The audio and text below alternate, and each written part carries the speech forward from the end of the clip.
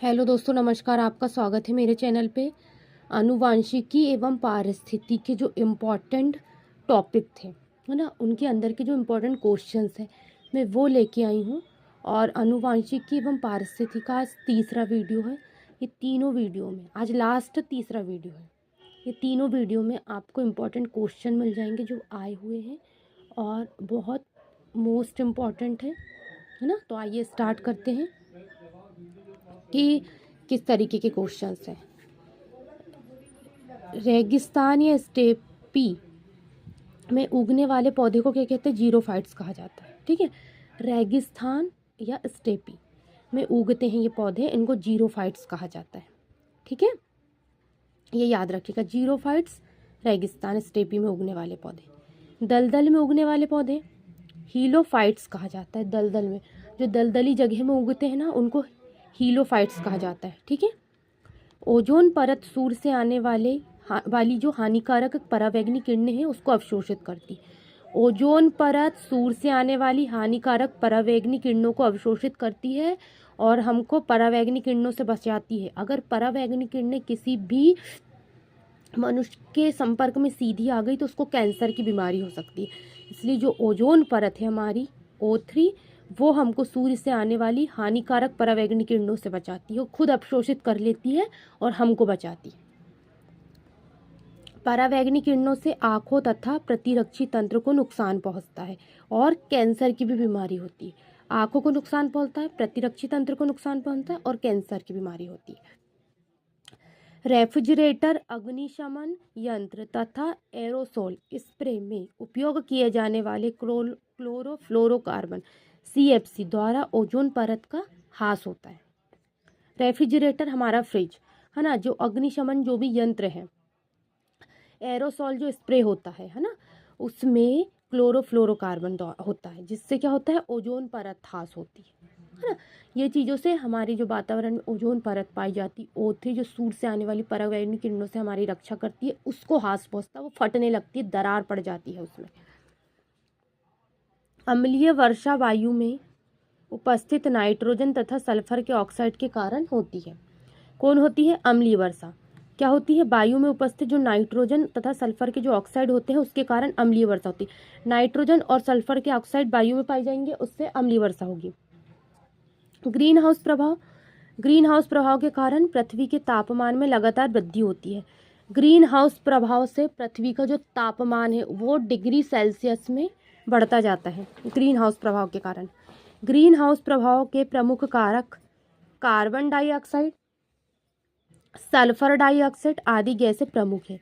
Green house प्रभाव के मुख्य कारक दो गैसें होती है, कार्बन डाइऑक्साइड और सल्फर डाइऑक्साइड। ये ग्रीन हाउस प्रभाव की मुख्य गैसें हैं।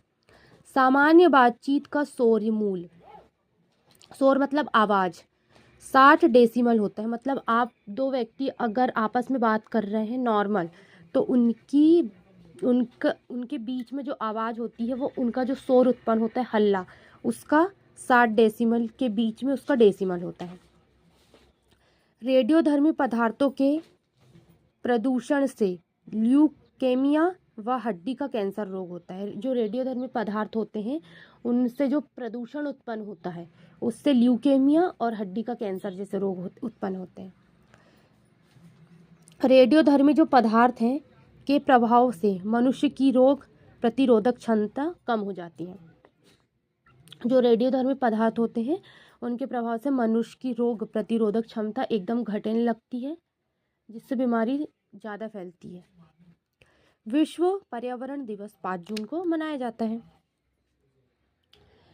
प्राथमिक उपभोक्ता शाकाहारी होते हैं और ये सिर्फ पौधों पर ही आश्रित रहते हैं। प्राथमिक जो उपभोक्ता होते हैं वो शाकाहारी होते हैं और पौधों पे आश्रित रहने का मतलब ये है कि पौधों से जो भी चीज़ें होती है, जैसे घास हो गई, फल हो गए, पत्तियाँ हो गई, ये प्राथमिक उपभोक्ता खाते हैं क्योंकि ये शाकाहारी होते हैं और पौधों से यही चीज़ें प्राप्त होती है। इसीलिए प्राथमिक उपभोक्ता घास, पत्ती, फल ये चीज़ ग्रहण करते हैं। द्वितीयक उपभोक्ता मांसाहारी होते हैं।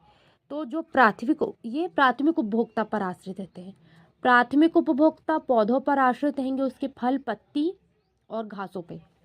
द्वितीय उपभोक्ता जो है वो प्राथमिक उपभोक्ता पर आश्रित रहेंगे। जैसे जो भी प्राथमिक उपभोक्ता है वो प्राथमिक उपभोक्ता को खाते हैं द्वितीयक उपभोक्ता। टिटरी केल, टिटरी जो केल है ऐसा पौधा है जिसे गेहूं तथा राई के बीच संकरण से प्राप्त किया जाता है। टिटरी केल में गेहूं और राई का जो संकरण होता है उससे टिटरी केल पौधा प्राप्त किया जाता है।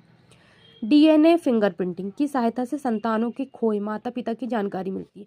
अगर किसी भी बच्चे के माता पिता खो गए हैं तो डीएनए फिंगरप्रिंटिंग से उसके असली माँ बाप का पता लगाया जा सकता है।